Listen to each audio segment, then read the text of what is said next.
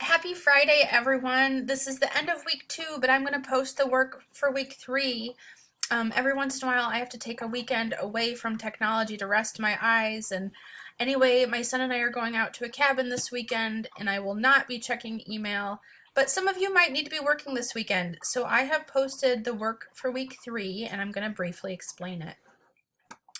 So I've posted some 2 readings. One is What's Your Minor? I've posted it both as a web link and a PDF. Don't pay for it. So if you need to pay for it, open it in the PDF. Otherwise, it's more interesting to read in the New York Times page. And then I also posted a second article to get you thinking about what it means to be an expert, and these will help you to think about your career research paper. I've also posted a small group workshop assignment.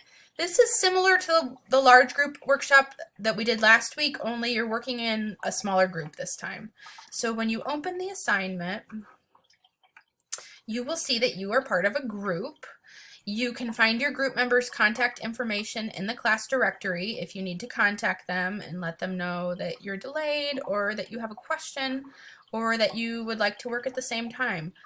So find your group members here, and you can find your group's associated document here. I apologize, they don't seem to be in order. But you'll open this document up and comment in the same style as in the large group workshop. You're really wanting to notice what the writer's doing well, what kinds of questions that you have about the assignment. You can even tag me specifically in questions, and also pointing out what the writer might do for revision. And then you're going to write up a summary of that experience and submit it to the Google Classroom. Later on in the week, you are going to submit a summary of your career interview. So last week, you submitted questions to me, and now you should be arranging an interview with somebody who will be a reference for your career research project.